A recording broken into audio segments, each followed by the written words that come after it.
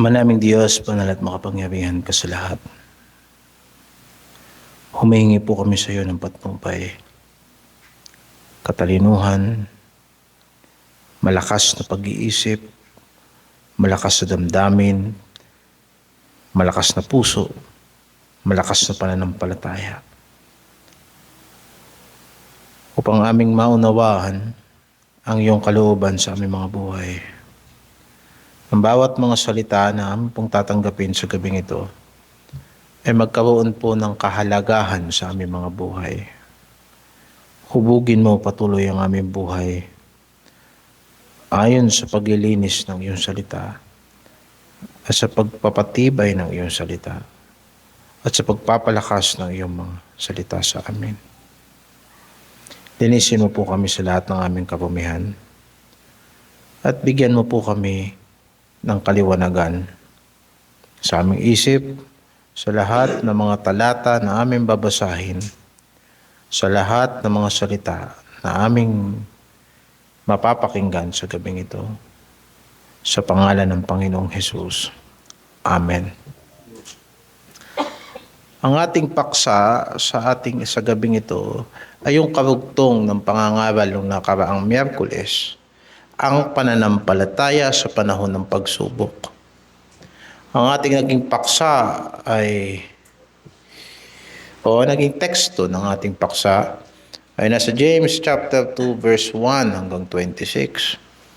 Sa ating pag-aaral sa James chapter 2 verse 1 hanggang 26, nakita na natin na ang pagsubok sa buhay Kristiyano ay hindi aksidente, kundi pagsubok sa pananampalataya. Tulad ng ginto na dinadalisay sa apoy. Ang tunay na pananampalataya ay hindi nasisira sa gitna ng kahirapan, pag-uusig at pagtitiis. Bagkus ito pa nga ay nahahayag at tumitibay. Ngunit kung ang pananampalataya ay panlabas lamang at hindi nagmumula sa Panginoon, ang parehong apoy ang magbubunyag ng kahinaan nito. Kaya't sa panahon ng pagsubok, nalalaman natin kung ang ating relihiyon ay dalisay o walang kabuluhan, kung ang ating pagsamba ay tunay o seremonya lamang. Nakaraang Miyerkules, dalawang katotohanan ang malinaw nating nakita tungkol sa pananampalatayang mula sa Panginoong Hesukristo. Una, na ang pananampalatayang ito ay hindi nagtatangi ng tao. At yan ay ating nakita sa chapter 2 verse 1 hanggang 7. Ang pagtatangi sa mayaman at ang paghamak sa mahihirap ay pagsalungat sa kaluwalhatian ng Panginoon. Pinili ng Diyos ang mga dukha sa sanlibutan upang maging mayaman sa pananampalataya at tagapagmana sa kaharian. Sa harapan ng biyaya ng Diyos, tayong lahat ay mahihirap. Tayong lahat ay nakadepende lamang sa Kanya. Kung gayon, ang iglesia ay hindi dapat humatol batay sa panlipunang kalagayan. Hindi ibig sabihin ng tao ay maraming material sa kanyang buhay ay pinagpapala nga siya ng Diyos. At hindi rin ibig sabihin na dumaraan tayo sa mga kapanahunan ng kasalatan ay hindi ibig sabihin na pinababayaan na tayo ng Panginoon. Dapat tayong tumingin ayon sa kalakasan at katalinuhan kung paano ang ating kahirapan at ang ating kasaganaan ay hindi naglalayo sa atin kay Kristo. Kung hindi, lalo pa tayong napaghuhusay ng ating sitwasyon. Ikalawa, ang pananampalatayang ito ay nagpapasakop sa pagkapanginoon ni Hesukristo. Nakita natin yan sa chapter 2 verse 8 hanggang 13. Na kung si Kristo ang hari ng kaharian ng Diyos, ang kanyang kautusan ang pamantayan ng ating paikitungo sa ating mga kapatid sa iglesia. Ang utos ng hari ay malinaw, iibigin mo ang iyong kapwa na gaya ng iyong sarili. Yan ang tinatawag na royal law. Ang pagtatangi sa kapatid, lalo na sa mahihirap, ay pagsuway sa kautusan ng pag-ibig. Ang tunay na pananampalataya ay may takot sa Diyos, maingat sa paghusga at handang magpakita ng awa. Sapagkat ang hindi nagpapakita ng awa ay haharap sa paghuhukom ng Diyos na walang awa. At sa huli, itinuro sa atin noong nakaraang Miyerkules na ang pamantayan ng pag-ibig sa kaharian ng Diyos ay ayon doon sa nakasulat sa Luke chapter 6 verse 32 hanggang 36, na ang mga Kristiyano ay hindi lamang dapat umiibig sa Kanya, kung hindi nagmamahal siya ng may awa, gaya ng Ama natin sa langit ay maawain. Ang ganitong pag-ibig ay nakaugat sa halimbawa ng ating Panginoong Jesucristo, sapagkat ayon sa 2 Corinthians chapter 8 verse 9, bagamat siya ay mayaman, ay nagpakadukha alang-alang sa atin upang tayo'y magsiyaman sa kanyang biyaya. Sa makatuwid, mga kapatid, sa ating napag-aralan at napakinggan na sa chapter 2 verse 1 hanggang verse 13, malinaw ang dalawang punto na ito, na ang pananampalatayang mula sa Panginoong Hesukristo ay hindi nagtatangi ng tao, at pangalawa, nagpapasakop sa kanyang pagkapanginoon at kautusan ng pag-ibig. Sa gabing ito ay ating tatapusin ito sa pangatlong punto. Bubuksan natin itong pangatlong katotohanan na ang pananampalataya na mula sa Panginoong Hesukristo ay hindi lamang ipinapahayag, ito ay gumagawa sa pag-ibig. Doon natin makikita kung paano ang tunay na pananampalataya ay naglilingkod at nagpapala sa kanyang kapwa. Chapter 2 verse 14. Chapter 2 verse 14 hanggang 26. Anong pakikinabangin, mga kapatid ko? Kung sinasabi ng sino man na siya ay may pananampalataya ngunit walang mga gawa, makapagliligtas baga sa kanya ang pananampalatayang iyan? Kung ang isang kapatid na lalaki o babae ay hubad at walang kakanin araw-araw, at ang isa sa inyo ay magsasabi sa kanila, magsiyaon kayong payapa, kayo'y mangagpainit at mangagpakabusog, at kayo'y may hindi ninyo ibinibigay sa kanila ang mga bagay na kinakailangan ng katawan, anong mapapakinabang dito? Gayon din naman ang pananampalataya ng mga walang gawa ay patay sa kanyang sarili. Oo, sasabihin ng isang tao, ikaw ay mayroong pananampalataya at ako'y mayroong mga gawa. Ipakita mo sa akin ang iyong pananampalatayang hiwalay sa mga gawa, at ako sa pamamagitan ng aking mga gawa ay ipapakita sa iyo ang aking pananampalataya. Ikaw ay sumasampalataya na ang Diyos ay iisa. Mabuti ang iyong ginagawa. Ang mga demonyo man ay nagsisisampalataya at nagsisipanginig. Datapwat ibig mo bagang malaman, o taong walang kabuluhan, na ang pananampalataya na walang mga gawa ay baog? Hindi baga ang ating amang si Abraham ay inaring ganap sa pamamagitan ng mga gawa dahil sa kanyang inihain si Isaac na kanyang anak sa ibabaw ng dambana? Nakita mo na ang pananampalataya ay gumagawang kalakip ng kanyang mga gawa, at sa pamamagitan ng mga gawa ay nagiging sakdal ang pananampalataya, at natupad ang kasulatan na nagsasabi, si Abraham ay sumampalataya sa Diyos at siya ay ibinilang na katuwiran sa kanya, at siya ay tinawag na kaibigan ng Diyos. Nakikita ninyo na sa pamamagitan ng mga gawa ay inaring ganap ang tao, at hindi sa pamamagitan ng pananampalataya lamang. At gayon din naman, hindi rin baga si Rahab na patutot ay inaring ganap sa pamamagitan ng mga gawa dahil sa tinanggap niya ang mga sugo at kanyang pinapagdaan sila sa ibang daan, sapagkat kung gaanong ang katawan na walang espiritu ay patay, ay gayon din ang pananampalataya na walang mga gawa ay patay. Anong masasabi natin sa isang presidente ng bansa na hindi nagpapakapresidente? Anong masasabi natin sa mga pulis na naka-uniforme at hindi nagpoprotekta sa mga mamamayan?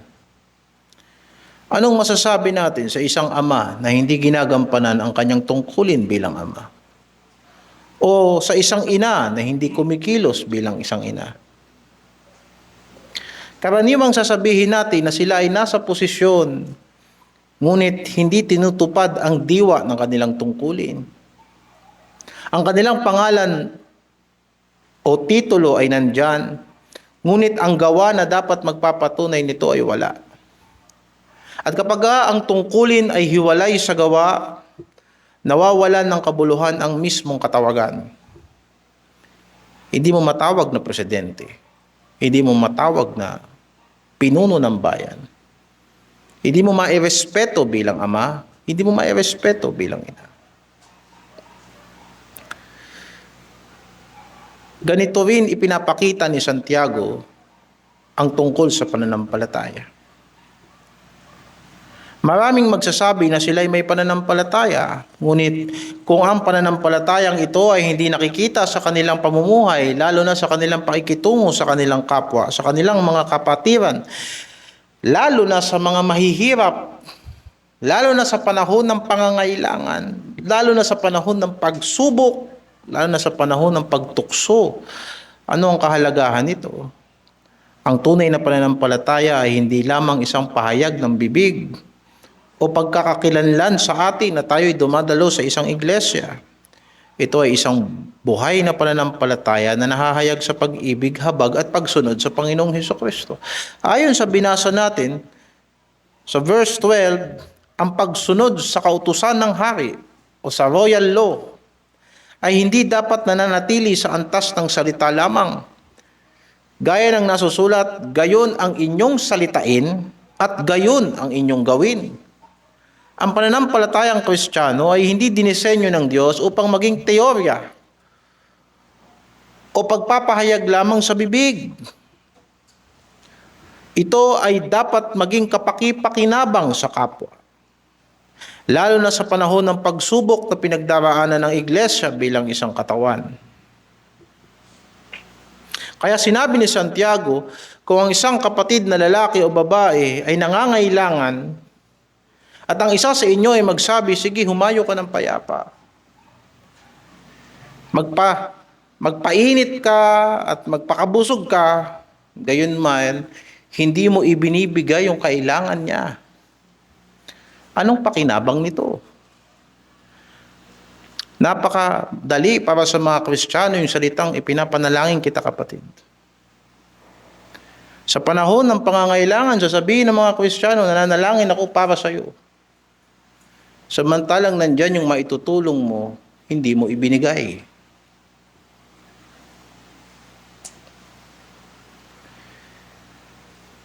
At anong sabi ni Santiago, anong pakinabang ng pananampalataya mo? Hindi ba ang pananampalataya ay nakikibuhat ng pasan? At yan ang sinasabi ng ating paksa sa gabing ito. Ang ganitong relihiyon ay walang pakinabang. Sapagkat ang pag-ibig na walang gawa ay walang silbing pananalita. Ito rin ang sinasabi sa 1 John chapter 3 verse 17. 1 John chapter 3 verse 17. Umpisahan natin sa verse 16. Dito'y nakikilala natin ang pag-ibig, sapagkat kanyang ibinigay ang kanyang buhay dahil sa atin. At nararapat nating ibigay ang ating mga buhay dahil sa mga kapatid. Datapwat ang sino mang mayroong mga pag-aari sa sanlibutan ito at nakikita ang kanyang kapatid na nangangailangan at dooy ipagkait ang kanyang awa, paanong mananahan ang pag-ibig ng Diyos sa kanya? Mumunti kong mga anak, huwag tayong magsiibig ng salita, ni ng dila man, kundi ng gawa at katotohanan. Kung ang tao ay may kakayanang tumulong, ngunit hindi niya ipinakita ang kanyang tulong, hindi natin pinag-uusapan yung tulong dyan. Ang ipinagkakait ng tao ay ang kanyang habag. At paano niya sasabihin na umiibig siya sa Diyos? Kaya ang panawagan ay malinaw, huwag tayong magsiibig sa salita lamang, kundi sa gawa at katotohanan. May dalawang dahilan kung bakit ang pananampalatayang Kristiyano ay dapat maging praktikal at nahahayag sa gawa. Bakit ang pananampalatayang Kristiyano ay hindi makasarili? Bakit ang pananampalatayang Kristiyano ay dapat may gawa? Dalawang dahilan. Una, sapagkat ang tunay na pananampalataya ay tunay na nakapagliligtas. Ang tunay na pananampalataya ay tunay na nakapagliligtas. Ating makikita ang implikasyon nito sa chapter 2 ng James, verse 14 hanggang verse 18.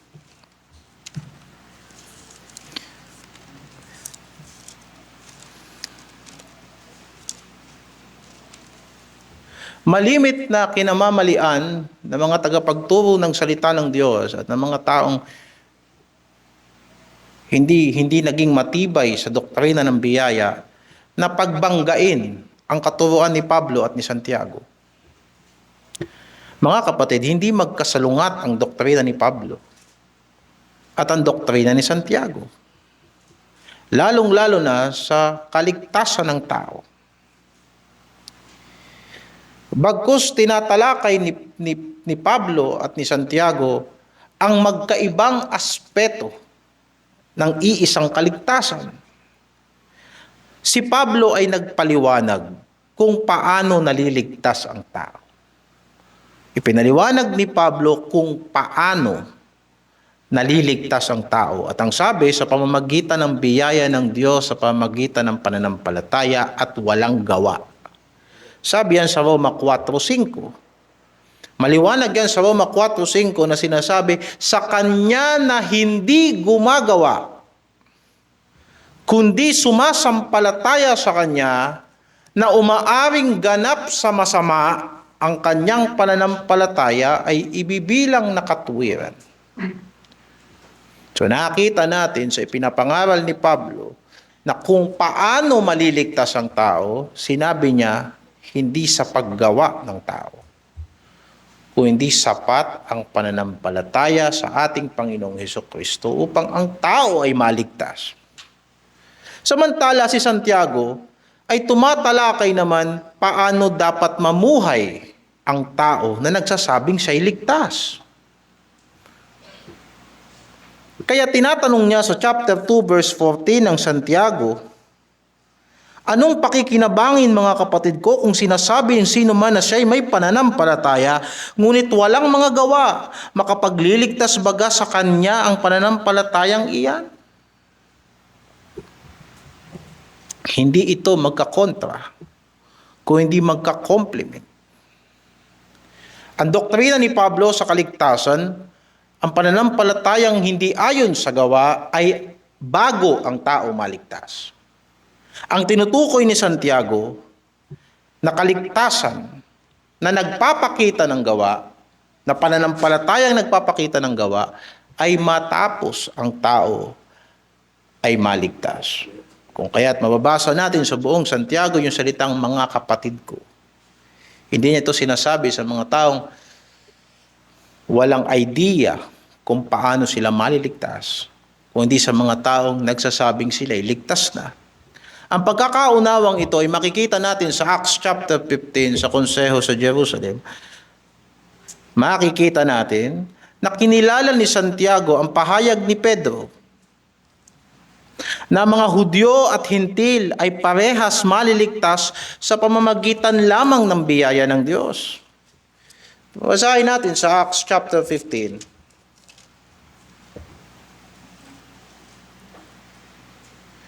Verse 11.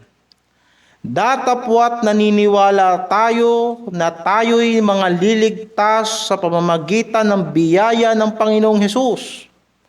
Nagaya rin naman nila. Ito'y pahayag ni Apostol Pedro na sinang-ayunan ni Santiago. Ngunit ipinunto ni Santiago na ang mga Hintil na nagbalik loob sa Diyos, matapos na sila ay mapawalang sala sa pamamagitan ng biyaya, ay dapat lumayo na sa kanilang dating pamumuhay. Hindi na dapat sila mamuhay sa kasalanan at sa pagsamba sa mga Diyos-Diyosan. Makikita natin yan dito sa chapter 15, verse 19. Dahil dito'y ang hatol ko, sino po ang nagsalita rito? Si Santiago mula sa verse 13. Nang matapos na silang magsitahimik ay sumagot si Santiago na sinasabi, "Mga kapatid, pakinggan ninyo ako." At pagka tinuloy-tuloy po natin yan, ang naging conclusion niya sa verse 19, ito ang hatol ko, ay huwag nating gambalaing yaong mga hintil na nagbalik loob sa Diyos. Kundi sumulat tayo sa kanila na sila'y magsilayo sa ikahahawa sa Diyos-Diyosan at sa pakikiapid at sa mga binigti at sa dugo. Kaya malinaw diyan na ang doktrina ni Santiago sa kaligtasan ay kagaya ng doktrina ng mga apostol sa pamamagitan lamang ng biyaya ng Panginoon. Subalit binigyan niyang diin na kung ang mga hintil ay tunay na sumampalataya na sa Panginoon, hindi na dapat sila bumalik sa dati nilang mga Diyos-Diyosan at sa mga immoral na gawain, sa pagkain ng mga dugo na inihandog sa mga Diyos-Diyosan. Kaya't ang ebanghelyo ay tunay na nagliligtas. Ngunit ang kaligtasang iyon ay nagbubunga ng pagbabago ng buhay. Sinabi ni Apostol Pablo sa Roma 1:16, "Hindi ko ikinahihiya ang ebanghelyo ni Kristo, sapagkat ito ay kapangyarihan ng Diyos sa ikaliligtas ng bawat sumasampalataya, unay sa mga Hudyo, ganun din sa mga Griyego." At si Apostol Pablo rin ay nagsulat sa Galatia 5:6 na hindi importante kay Kristo kung ikaw ay Hudyo o hindi Hudyo, kung ikaw ay tuli o hindi tuli. Ang importante sa ating Panginoong Hesukristo ay pananampalataya na gumagawa sa pamamagitan ng pag-ibig. Kaya nakikita natin na maliwanag ang argumento ni Santiago. Kung ang isang tao ay nagsasabing siya ay iniligtas ng Diyos mula sa apoy ng impyerno sa pamamagitan ng pananampalataya, ngunit ang pananampalatayang iyan ay wala man lang kakayanan na iligtas ang tao mula sa dati niyang buhay, yan ay huwad na pananampalataya. Kung ang pananampalataya natin sa Diyos ay kayang magligtas sa atin mula sa kamay ng dyablo, siguro naman, maliit na bagay lamang para sa pananampalatayang yan, mailigtas din tayo sa lahat ng kamunduhan ng sanlibutan ito. Yun ang kanyang sinasabi, na paanong ang taong yan ay maliligtas ng pananampalatayang mayroon siya. Kung kayang ayusin ng pananampalataya ang relasyon ng makasalanan sa isang banal na Diyos, di madali lang para sa pananampalataya na ayusin ang pakikitungo ng isang tao sa kanyang kapwa-tao.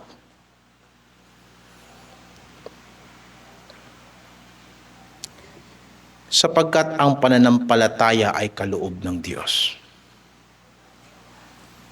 Ayon sa Philippians chapter 1 verse 29, Philippians 1:29, ipinagkaloob sa atin na hindi lamang manampalataya kay Kristo, kundi magtiis ding alang-alang sa Kanya. Ang sinabi doon, ang gusto kong puntuhan dyan sa Philippians 1:29, ay ipinagkaloob sa atin ang sumampalataya. Kaya sinabi sa Ephesians 2:8 na ang pananampalataya ay hindi mula sa ating sarili. Ang tunay na pananampalataya ay kaloob ng Diyos, sapagkat sa biyaya kayo'y naligtas sa pamamagitan ng pananampalataya. At ito'y hindi sa inyong sarili, ito ay kaloob ng Diyos. Sa makatuwid, mga kapatid, ang pananampalataya ay hindi pag-aalay ng ating kakayahan sa Diyos. Ang pananampalataya ay pagtanggap ng kanyang biyaya. At kung ang pananampalatayang ito ay galing sa Diyos at tinanggap ng tao, imposibleng hindi ito makapagliligtas sa tao. Imposibleng hindi ito makakapagbago sa tao. Imposibleng hindi ito makakapagtuwid sa tao. Ngunit ang biyayang natagpuan natin ay nagbabago ng puso. Kaya't ang taong tumanggap ng salita ay nagiging tagatupad ng salita ng Diyos. Kasi sinabi ni Santiago sa chapter 2 verse 18, ipakita mo sa akin ang iyong pananampalataya na walang gawa at ipapakita ko sa iyo ang aking pananampalataya sa pamamagitan ng aking mga gawa. Ang gawa ng kaligtasan ng Diyos, simula sa kanyang paghihirang sa atin, simula sa kanyang pagtawag sa atin, sa kanyang pagpapatawad ng ating napakaraming kasalanan, sa kanyang pagpapabanal sa atin na inilayo niya tayo sa masamang sistema ng sanlibutan ito at ngayon hinuhubog niya ang ating buhay sa isang matuwid na gawain ng Panginoon. At inihahanda niya tayo sa kanyang pagbabalik na tayo sama-samang luwalhatiin kasama ni Kristo ay hindi mananatiling nakatago. Walang nagsisindi ng ilawan at pagkatapos itatago sa ilalim ng takalan. Walang sino man na maglalagay ng baga sa bulsa na hindi mapapaso. Ganon din naman ay walang tao na may banal na espiritu sa puso ang hindi iko-convict ng banal na espiritu at hindi gagabayan ng banal na espiritu at hindi itatama ng banal na espiritu kung sa panahon na siya'y nagkakamali at napapalayo sa Panginoon. Ito ay nahahayag sa pagpapatuloy at paglago ng buhay ng tao. Tandaan natin na maraming gumagawa ng mabuti at mga gawaing pangrelihiyon ng walang tunay na pagtitiwala kay Kristo. Ngunit, walang sino man ang may tunay na pananampalataya kay Kristo na hindi gagawa ng mabuti na may kalakip na pag-ibig. Kaya sinabi sa 1 John 3:14, 1 John 3:14, nalalaman nating tayo'y nalipat na sa buhay mula sa kamatayan. Bakit? Kasi may life verse ka? Kasi nagsisimba ka? Kasi may ministry ka sa church? O dahil sa minsan, ikaw ay nag-forward sa altar? Hindi. Sapagkat tayo'y nagsisiibig sa mga kapatid. Lalo na sa panahon na tinatawag tayo ng sanlibutan sa kamunduhan, subalit ang mga kapatid natin may pangangailangan. Lalo na sa panahon na pare-parehas tayong sinusubok. Maaaring ang mga kapatid natin na walang pera, iisipin nilang sinusubok sila sa kanilang kawalan ng material. Pero paano yung mga kapatid na meron? Sinusubok din sila.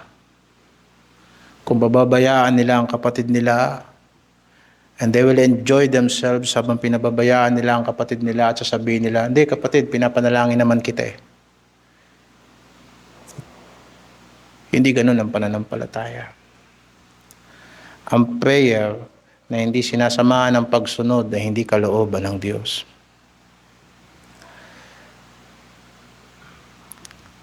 Ikalawa, bakit kailangan praktikal ang pananampalatayang Kristiyano? Sapagkat pangalawa, ang pagsunod sa Diyos ang tumutupad sa layunin ng pananampalataya. Napakaraming tanong sa buhay natin. At ako rin yung nagtatanong, pwede namang ibigay ng Diyos sa akin yung pangangailangan ko in pronto. Bakit kailangan ko pang matutong magtiwala sa Kanya? Ano ang layunin ng pagtitiwala? Ayan, mababasa natin sa chapter 2, verse 19 hanggang sa matapos sa verse 26.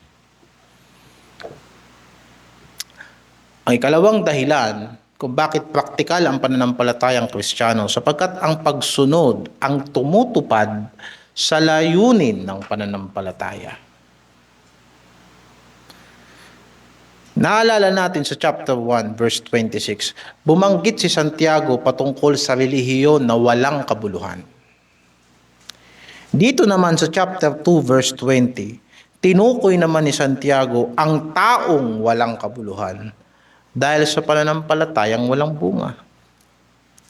Ang gayong klase ng pananampalataya at relihiyon na walang kabuluhan ay ikinumpara ni Santiago sa pananampalataya ng mga demonyo. Walang kabuluhan. Sapagkat kahit sila ay naniniwala na may Diyos, hindi naman sila sumusunod sa Diyos. At lalong hindi sila magmamahal sa Panginoon. Alam natin na walang bagay sa daigdig na to ang mangyayari kung hindi pahihintulutan ng Diyos.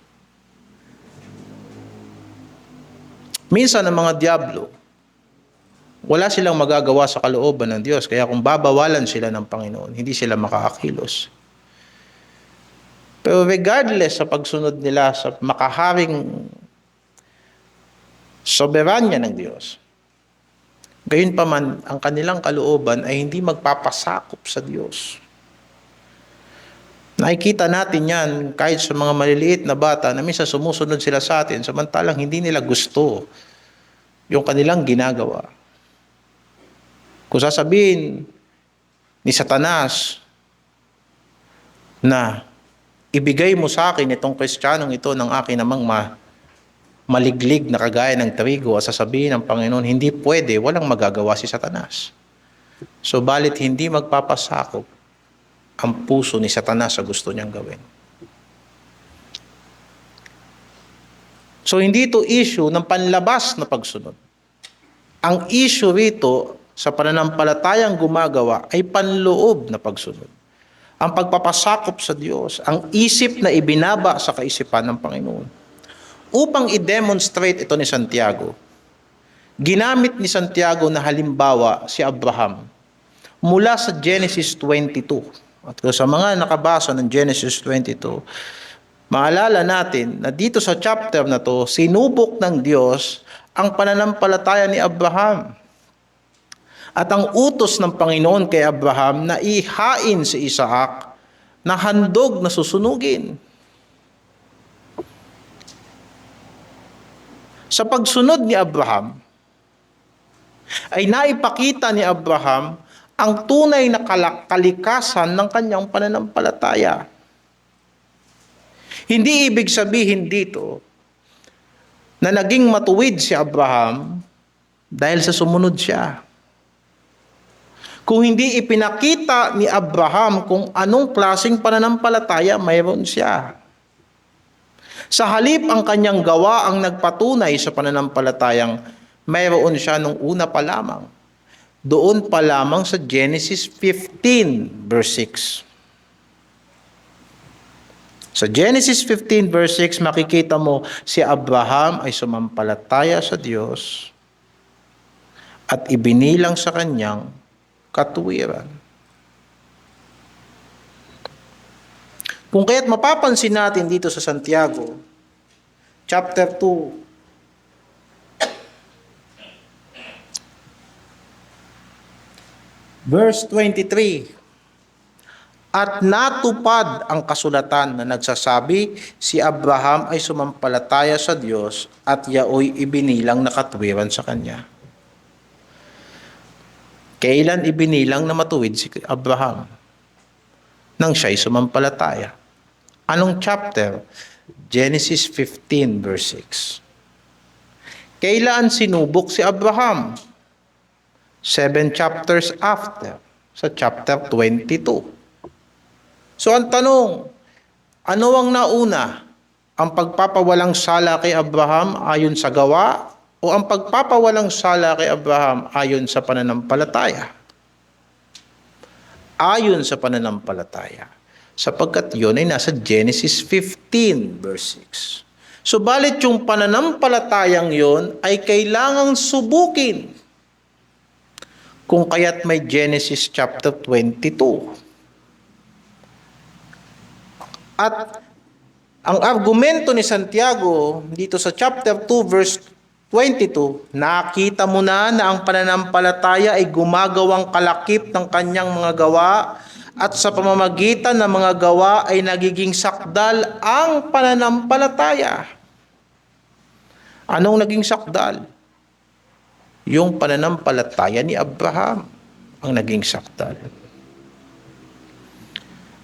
At anong nangyari nung naipakita na sakdal ang pananampalataya ni Abraham? Verse 23, at natupad ang kasulatan na nagsasabing si Abraham ay sumampalataya sa Diyos at yaoy ibinilang na katuwiran sa kanya. Kaya't ang pagsunod sa Diyos ay katuparan ng pagiging matuwid, na ang matuwid na tao ay gagawa ng mga matuwid na bagay.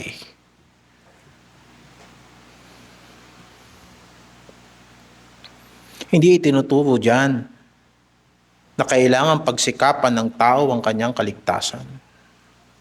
Subalit itinuturo diyan na kailangan mong pagsikapan ang pagpapatunay ng pananampalataya mo sa Diyos. Yun ang dahilan kung bakit kailangan tayong sumunod sa Diyos.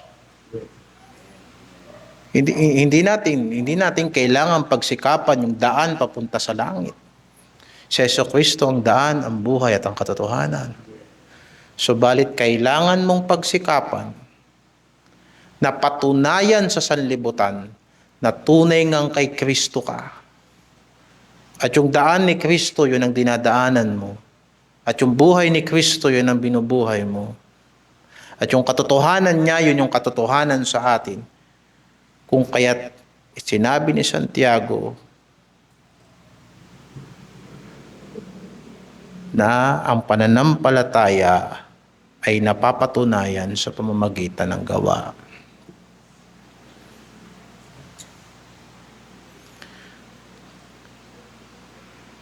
Kaya ang pagsunod sa Genesis chapter 22 ay katuparan ng pananampalataya ni Abraham. Ang patunay na siya nga ay kaibigan ng Diyos. Isipin mo, sasabihin ng tao na ako'y kaibigan ng Diyos, pero pag tinignan mo sa buhay niya, kaibigan siya ng sanlibutan. Sasabihin ng tao na ako'y makadiyos, pero pag tinignan mo ang buhay ng tao, hindi makadiyos. Yun, ganun lang kasimple ang argumento ni Santiago. Kung babalik tayo doon sa Acts chapter 15 kanina, sasabihin ng mga hintil na sila ay napawalang sala na, hindi sa pamamagitan ng kautusan. Oo, pero kung nabubuhay pa rin sila sa pagsamba sa Diyos-Diyosan, paano naging totoo na pinawalang sala sila ng Diyos? Kung ang pamumuhay nila ay kagaya lang din ng mga taong walang Diyos, paanong sasabihin nila na tinanggap na rin nila si Kristo bilang tagapagligtas? At sumasampalataya na sila na si Jesucristo ay muling nabuhay mula sa mga patay at meron silang banal na espiritu na lumalakad na rin sila sa bagong buhay. Sa parehong prinsipyo, binanggit din ni Santiago si Rahab na sa kanyang pagtulong sa mga espiya ng Israel, ipinakita niya ang kanyang pananampalataya sa Diyos ng Israel. Nang tatawid na ang Israel sa lupang pangako, ang unang bayan na kanilang sasagupain ay ang Jericho. Isa sa mga may pinakamatitibay na pader sa Kanaan. Yun ang unang-una nilang sasagupain. Pagtawid nila sa River Jordan, so ang ginawa ni Josue, nagpadala siya ng mga espiya. At nalaman ng hari ng Jericho na may espiya sa loob ng kanyang syudad, pinaghanap niya, pinahuli niya sa mga sundalo niya. At nang nagtanong sila kay Rahab, nakita mo ba yung mga espiya ng Israel? Ang ginawa ni Rahab, hindi ko nakita. Tumakbo sila, pero totoo, tinago niya. Tinago niya upang hindi mahuli ng hari sa Jericho. At kung babasahin natin yan sa chapter 2 ng Joshua, ang dahilan kung bakit hindi niya itinuro ang mga espiya sapagkat si Rahab ay naniniwala na ang Jericho ay babagsak sa kamay ng Israel. Nabalitaan nila kung paano hinati ng Diyos ang dagat at kung paano sila pinatnubayan ng Diyos at ang malalaking kaharian ay napabagsak ng mga Israelita at kung paano sila tumawid sa River Jordan na hindi nabasa ang kanilang mga paa. At napagtanto ni Rahab na ang Diyos ng Israel ay tunay na Diyos. Kaya gumawa siya ng mabuti. Ang kanyang ginawa ay bunga ng kanyang paniniwala. At ang kanyang gawa ay nagpapatunay sa katotohanan ng kanyang pananampalataya.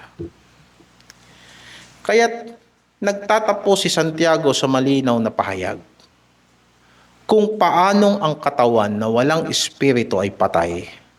Gayon din ang pananampalataya na walang mga gawa ay patay. Chapter 2 verse 26.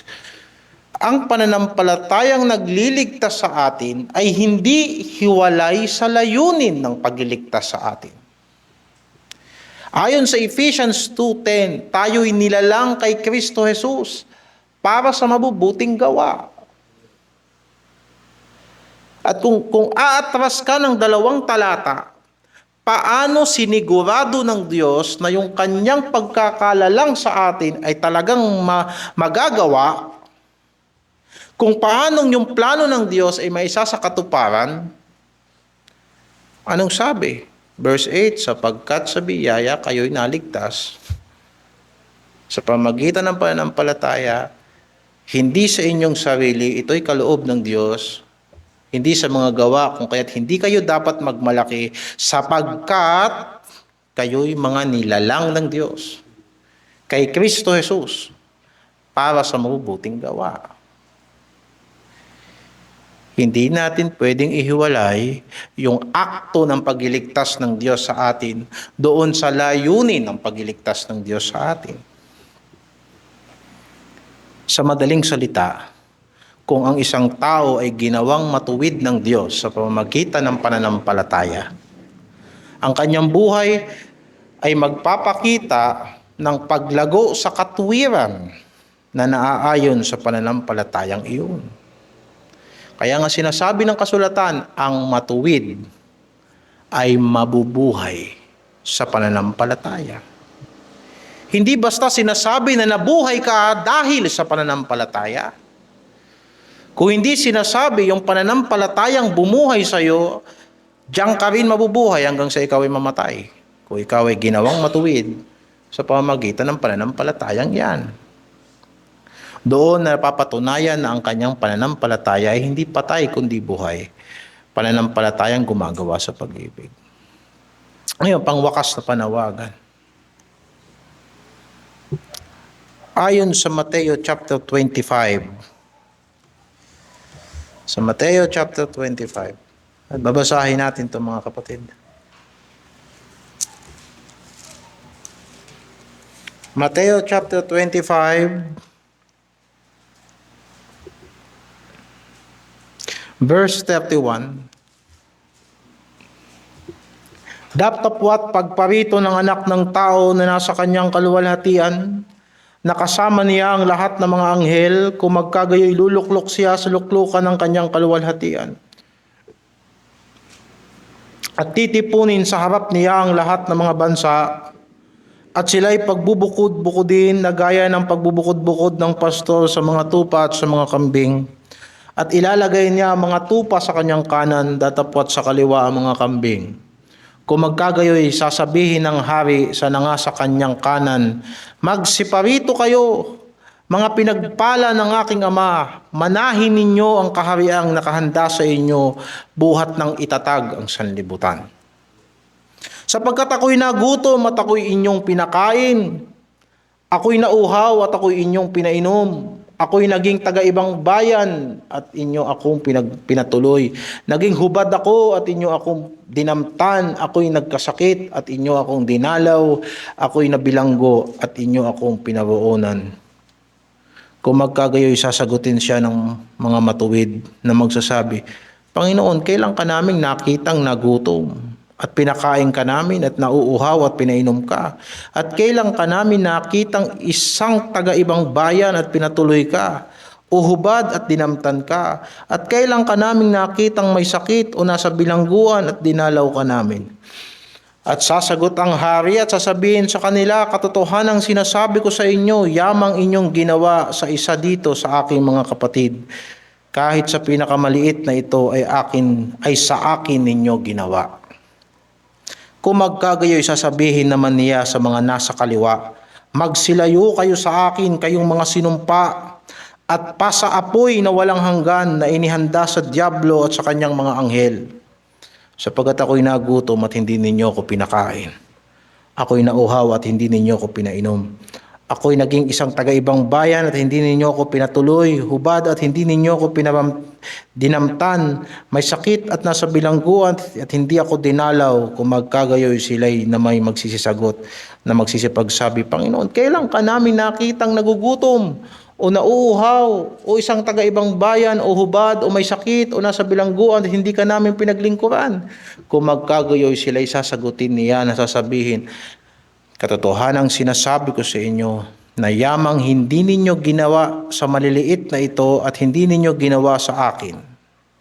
At ang mga ito'y mapaparoon sa walang hanggang kaparusahan, datapwat ang mga matuwid ay sa walang hanggang buhay. Sa pagtatapos ng ating pag-aaral, ilagay natin ang ating sarili sa harap ng larawan ng paghuhukom na itinuro ng Panginoong Hesukristo. Darating ang araw na ang anak ng tao ay darating sa kanyang kaluwalhatian at titipunin niya ang lahat ng bansa sa harap niya. Doon ay hihiwalay niya ang mga tao na gaya ng paghihiwalay ng mga tupa sa mga kambing. Ang paghuhukom na ito ay hindi nagpapakita kung paano naliligtas ang tao, kundi kung sino ang tunay na kabilang sa kaharian. Kung kaya't paulit-ulit na sinasabi, hindi tayo tutulong kapag may kapalit lang. Dahil hindi yan gawain ng tupa ng Panginoon.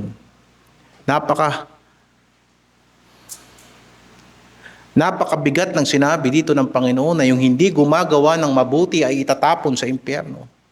Yung sakim ay hindi magmamana ng buhay na walang hanggan.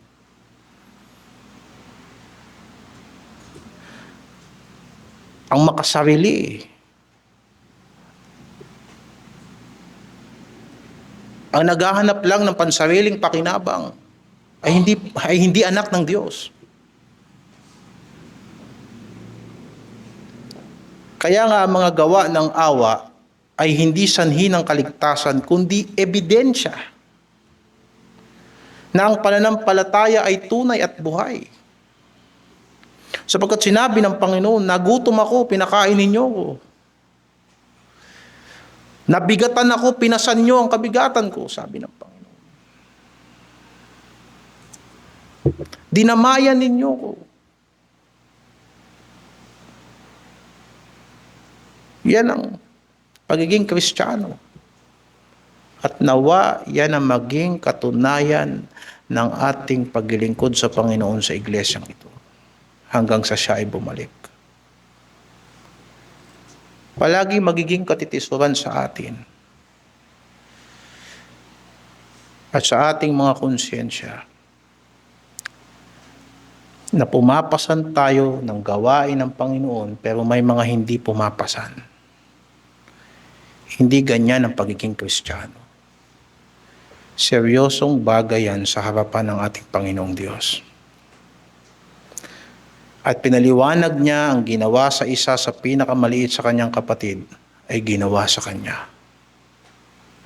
Kaya paano tayo makakatulong sa ating iglesia? Kung ngayon na, isipin mo, binubuhat tayo ng ating mga kapatid, pero tayo na tinutulungan, tayo pa yung hindi nakikiramay.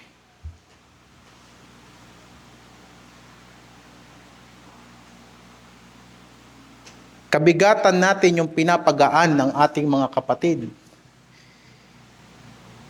Ikaw pa ang hindi nakisali sa kabigatan. Paano pa kung halimbawa, kailangan na nating pumasan ng pasanin ng iba? Ito ay isang seryosong paalala sa iglesia. Ang pananampalatayang mula sa Panginoong Hesukristo ay hindi dapat sa salita lamang. Magkakamali tayo pero kailangan matuto tayo at magbalik loob tayo sa Panginoon. Mahabag tayo sapagkat kailangan natin ang habag ng Diyos. Kung hindi tayo kahahabagan ng Diyos, wala tayong magagawang anuman. Kailangan nating tumulong sa iba. Sapagkat tayo man sa ating sarili ay kailangan natin ang tulong ng ating Panginoon. Kailangan nating makibahagi sa buhay ng ating mga kapatid. Sapagkat tayo man, kailangan natin na may makikibahagi sa buhay natin.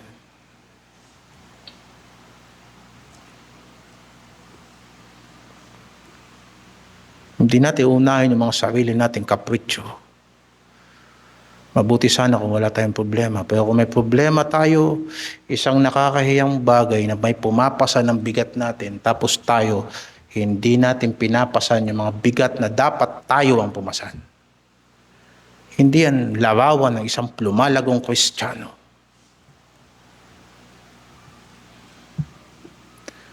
Kung tutulungan nyo ako sa paglilingkod ko sa Panginoon, ipapakita ko sa inyo na talagang dapat ninyo akong tulungan. Pero kung tinutulungan ninyo ako at makita ninyo ako, naglalaro lang ako at pakalat-kalat lang ako saan, huwag ninyo akong tulungan. Nakakahiya sa Panginoon. At ganun din sa mga kapatid natin.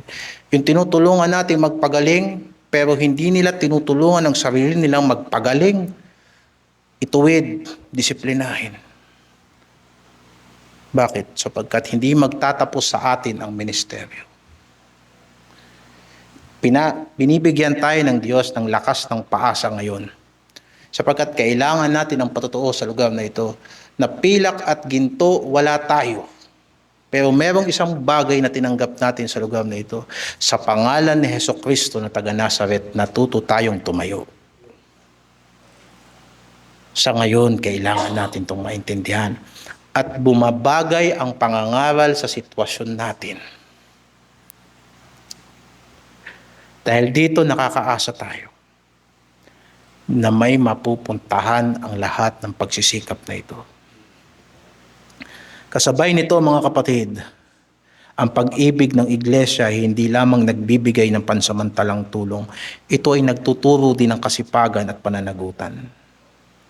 Ang mga kapatid na mahihirap ay hindi dapat manatiling umasa lamang sa tulong. Sila ay dapat turuang magtrabaho at maging kapakipakinabang. Diba? Matutong gumamit ng pera, matutong mag-manage ng kanilang mga hanap buhay, matutong magplano sa lahat ng ginagawa sa buhay. Upang ang iglesia ay maging isang pamayanang nagtutulungan. At hindi isang pamayanang umaasa lamang sa limos galing sa ibang bansa. Hindi tayo yung mga nangangaral at pagkatapos kumukuha tayo ng offering dun sa mga taong hindi naman natin pinagtrabahuhan. Hindi tayo nangangalakal ng tao. Sa huli, ang tanong na iniiwan ng salita ng Panginoon na ito, kapag dumating ang ating Panginoong Hesukristo, makikilala ba niya sa ating buhay ang kanyang sariling awa? Ang pananampalatayang mula sa Panginoong Hesukristo ay pananampalatayang sanang makita sa atin. Kaya't habang tayo mga kapatid ay nabubuhay sa panahon ng pagsubok, magsuri ang bawat isa sa atin. Huwag tayong masiyahan sa relihiyong panlabas lamang. Na basta nakatulong lang tayo, basta nakapanalangin lang tayo, basta nakabahagi lang tayo. Sa halip, magpakita tayo ng pananampalatayang buhay. Pananampalatayang nahahayag sa awa, sa katarungan at sa pag-ibig. Sa simpleng tanong, naalala ko kanina nung kami nagbisita ng isang matanda, sa dami ng mga pastor na sinasabi mo, sino ang bumisita sa iyo?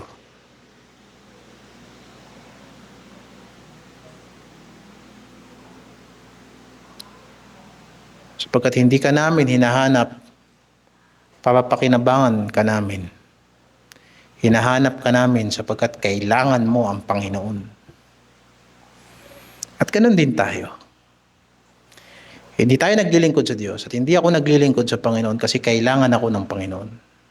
Hindi. Naglilingkod ako sa Kanya sapagkat kailangan ko siya. Kailangan natin siya. Sana marinig natin kay Kristo sa Kanyang pagbabalik. Hali kayo, kayong mga pinagpala ng aking Ama. Manahin ninyo ang kahariang inihanda sa inyo mula pa nang itatag ang sanlibutan. Yan ang doktrina ng paghirang ng Diyos. Manalangin tayo. O Panginoon Diyos, salamat po sa iyong pagkakaligtas sa amin. Salamat po sa iyong pagkakatalaga sa amin. Salamat po sa inyong pagkakaingat sa amin.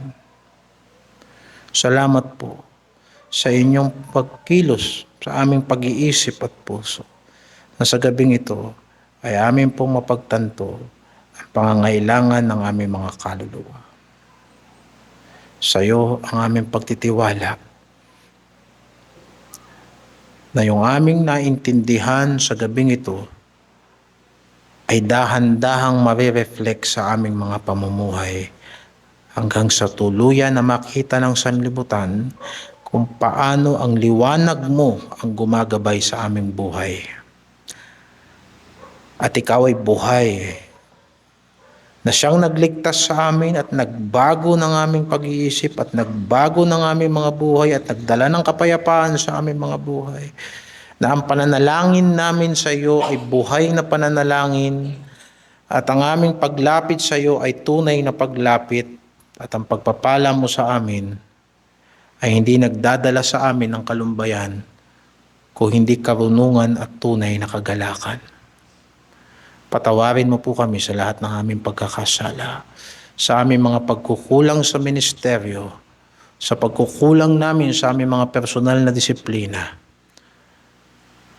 Gawin mo po kaming maging matapat sa pag-ibig sa isa't isa, sa pangalan ng Panginoong Hesus. Amen.